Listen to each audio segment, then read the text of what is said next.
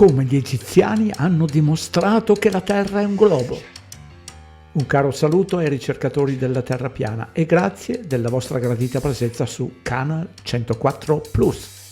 Spesso si sente dire dai sostenitori del globo che le persone sapevano già che la Terra era un globo da più di 2000 anni fa, citando gli antichi greci o gli egizi.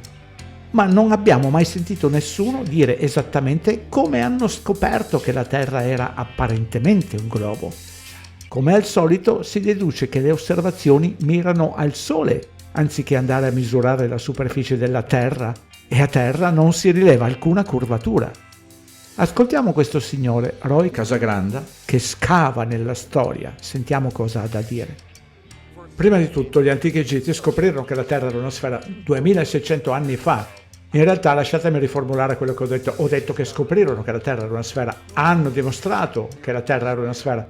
Nessuno l'ha dimostrato finché gli antichi egizi non hanno inviato una flotta di navi intorno all'Africa. Loro hanno circumnavigato completamente l'Africa e quello che hanno notato 2600 anni fa è che mentre viaggiavano verso sud la posizione del Sole si spostava dal cielo meridionale direttamente in alto sopra la testa al cielo settentrionale e le costellazioni cambiavano, costellazioni che non avevano mai visto prima. Ed una volta arrivati alla punta meridionale dell'Africa, quando hanno iniziato a dirigersi verso nord, il Sole si spostava lentamente dal cielo settentrionale direttamente in alto sopra la testa al cielo meridionale e tutte le costellazioni sono tornate. C'è letteralmente una sola forma che potrebbe favorire quell'esperienza. La Terra è chiaramente una sfera. Fine.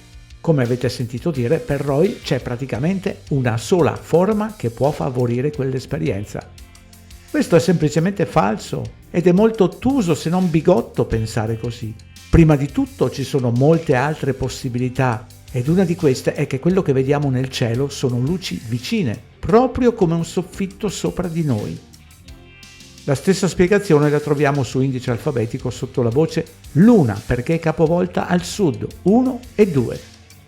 Quando ci troviamo direttamente sotto una luce possiamo vederla con facilità, ma più ci allontaniamo, alla fine arriva addirittura a sparire.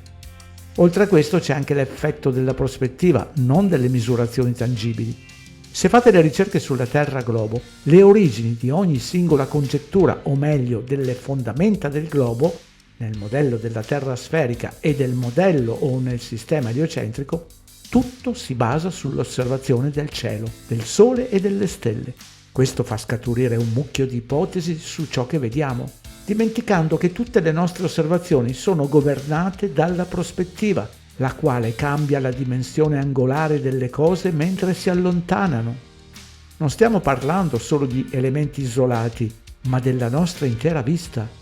Ed eccoci qua con un po' di storia o falsa storia, perché questo è un ottimo esempio di come le persone si possono ingannare ascoltando le storie, come le storie che ci passano attraverso i film, semplicemente non pensando con la propria testa, quando ripetono cose come «Oh, i greci sapevano che la Terra era un globo 2000 anni fa, tutti gli egizi hanno capito cosa è». In realtà non sappiamo cosa pensavano veramente gli egizi, perché è successo 2000 anni fa. Tutto ciò che sappiamo è che ciò che ci hanno raccontato è quello che pensassero gli egizi. La prospettiva è la curva immaginaria. Grazie di aver guardato.